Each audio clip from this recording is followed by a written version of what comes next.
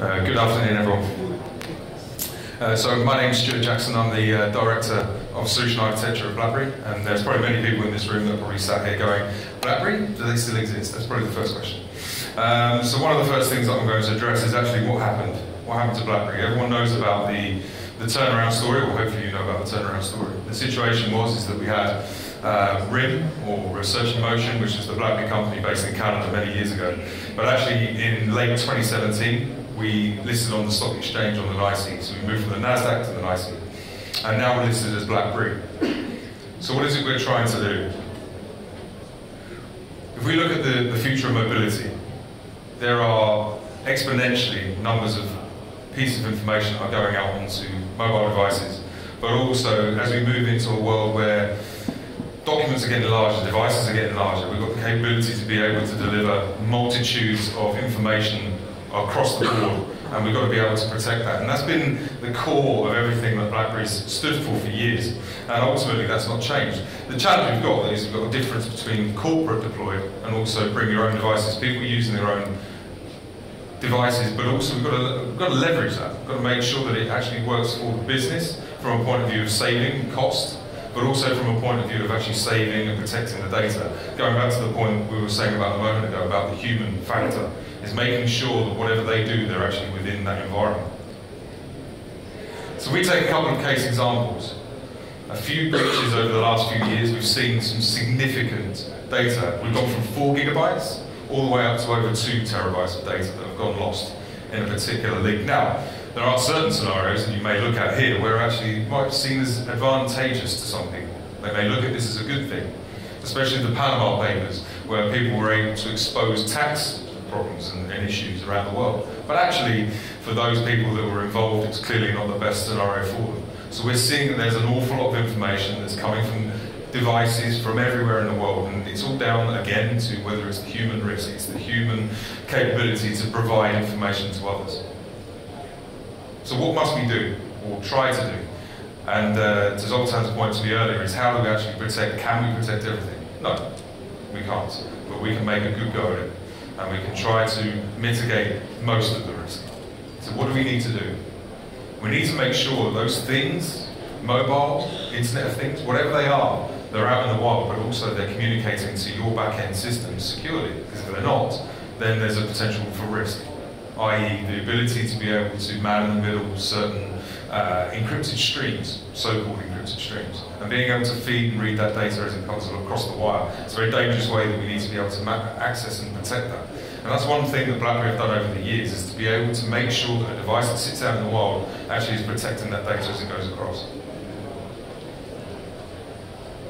So what are we looking for? We're looking across every single endpoint, not just the mobile world. So obviously that's something that's familiar to BlackBerry. If we look at the case examples here, we've got Android, iOS, and also the BlackBerry operating system itself. But we also need to look at Windows, we need to look at servers, we need to look at Linux and various other things.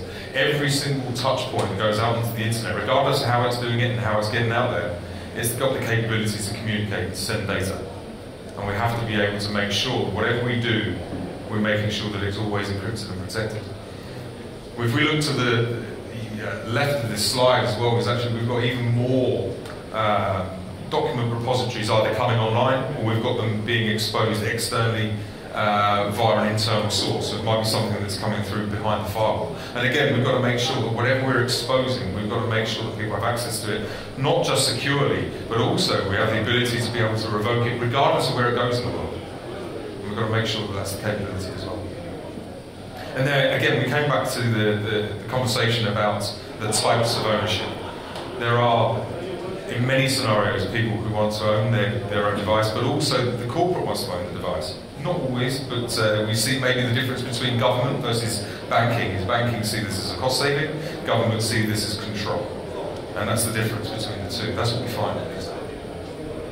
So we have to come up with a happy medium. We have to be able to supply both scenarios. Be able to supply those governments with a fully locked down device, even contained applications and information, so we can actually challenge that afterwards and make sure that no one can access it, even if the device is lost. And that's kind of the point here.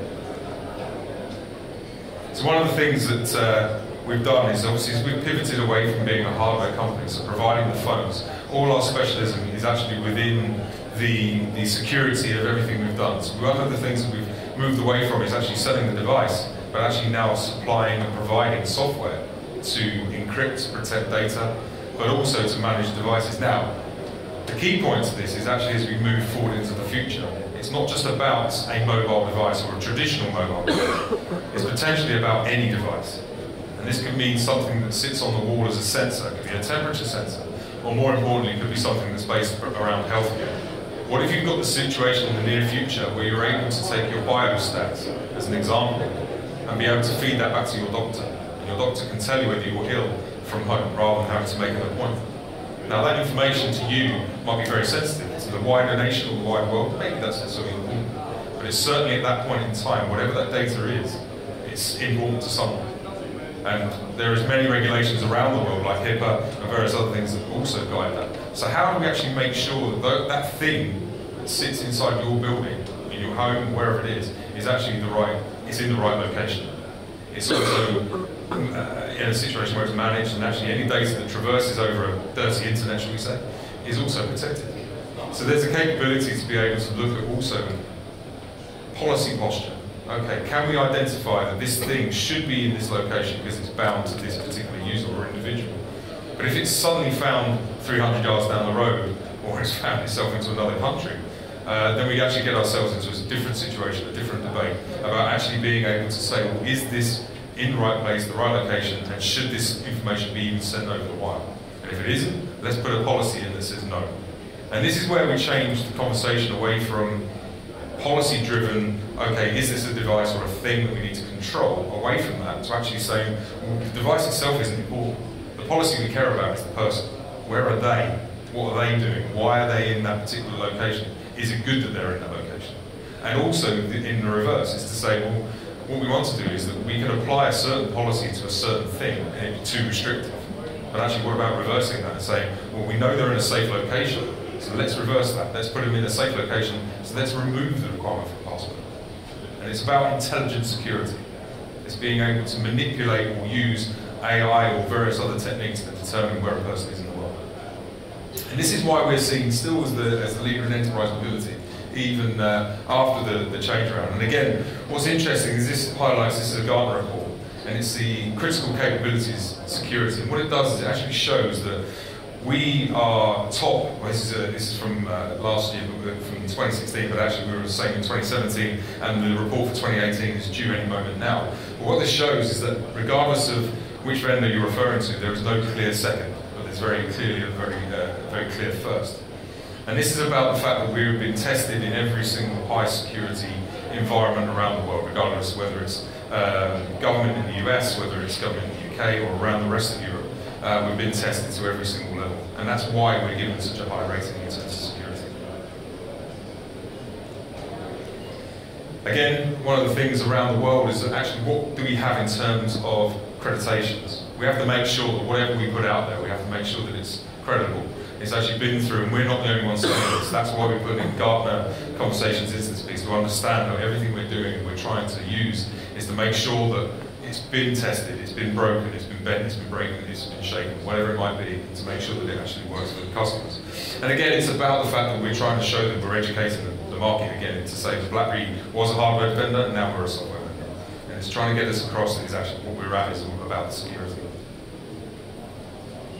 So where does it go from here? Well, we have to look at the facts and the figures. We are still very much in a number of these businesses around the world, and it's key to understand that we're still innovating. Well, it's probably well recorded that we have over 37,000 patents that are in our court. We've been in mobility for probably as long as mobility itself has been around. So there's many people that actually talk about what we're about. So what does it actually mean in the future?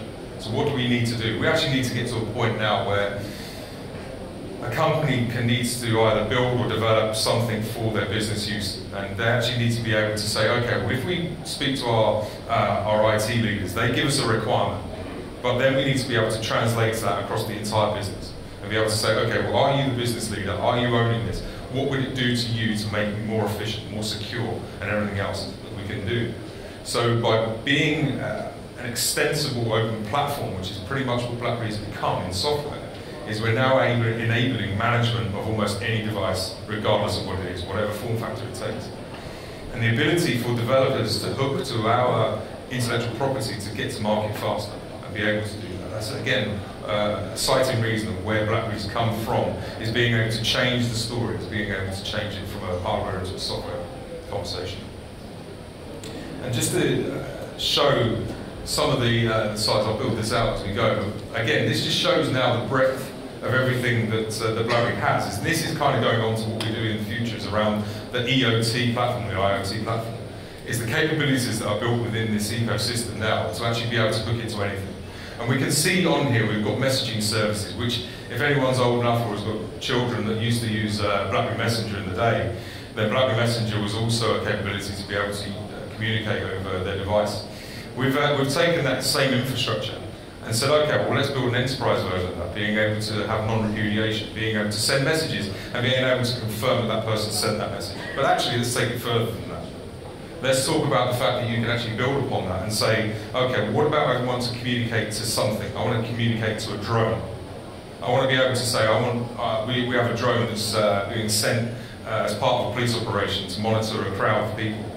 But we want to send that up into the air. Obviously, it would be very bad if someone else was able to communicate to that drone and take charge of it and then send it 300 miles into the sea. That's not a good place to be. So what we need to be able to do is we need to be able to configure that drone to be able to talk to it over a secure channel. And as we control it, we can take off, we can tell it to go wherever it needs to be, we can control cameras, and then we can also feed back from that as well. And again, the whole point is about using our infrastructure to do it all securely. Otherwise, you end up in a world of being able to break in and hacking, and that's exactly the point that we're trying to make, right? But again, we can lead out from that and actually deal with how we can collaborate with different environments and being able to say, okay, well, what about if we want to hook in and say, okay, well, we've captured a video, we want to store it securely somewhere else, we want to apply some rights management to that. It might be, again, coming back to the example about healthcare, is you have information that's very sensitive at the time for that person, that individual, or even for that organization. And even from a data analytics point of view, being able to determine whether someone is, or an area is under pandemic, it needs to be understood, and also that information might be highly sensitive for that period of time. So again, it's about looking into these services and building rich environments that may not necessarily be off the shelf, and being able to take that along and say, okay, this is what we're now doing, and being able to provide that to people.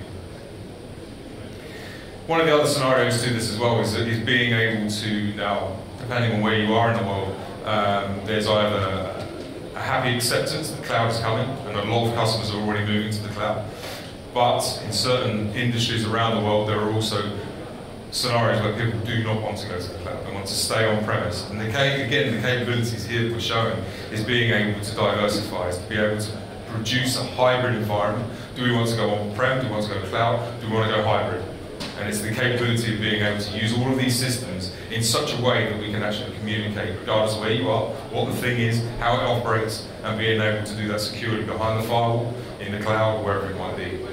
So what we're trying to do here really is extend all of our knowledge, all of our patents, and everything that we've had over the years to develop against mobile, but now to actually produce that in an IoT world. Is actually bring that into the foreground. It's say, okay guys, well, this is what we did with mobile in the past, now what we're going to do is we're going to do this. An interesting fact about BlackBerry, which most people won't know, is that when at the peak of BlackBerry's deployment, there was 110 million devices in the world, mobile phones. Today we're actually in 120 million cars on the road. So we actually, we shifted from the ability to move into mobile, into cars, and you could also claim cars and mobile as well, right? So it's a capability to be able to move across and show that we can be flexible with our deployments. So some of the other things that are on here, we mentioned the ability. What's really key to this is actually the way that we're securing the communication. It's a relay. The BlackBerry infrastructure is well known for anyone who's used BlackBerry over the past, and that's the ability to be able to determine whether a connection is initiated from a device, regardless again what it is. It actually originates from that point. So we're not in a situation where we're able to man in the middle, detect and break the encryption, and then change the messages in the middle. And that's again about our relays. We would detect whether that's coming from a source that's correct, and if it isn't, we terminate the session. So again, that's where our security is coming from. So again, it's just to reiterate, it's around the fact that now we are not a hardware company anymore, and we have transitioned into software entirely. There are still, and you don't shoot me, but there are still BlackBerry mobile devices on the market which you can buy, but that is not BlackBerry that I work for. It's using our name. And it's about the fact that we've got the ability to be able to control data as it is, regardless of whatever surface it's on. And this again goes back to whether we want to deliver a mobile with an application on it that we contain, we control data in and out of that. So it cannot go out into the world without someone else saying so. And again, it's across all of these different types of products, architectures, whether it's NOS, whether it's Android, whatever it is, it doesn't really matter. That's the situation. Is whatever we touch, we can protect it. Well, thank you very much. I don't know whether there's time for any questions or what the next process is, but other than that, I can say thank you.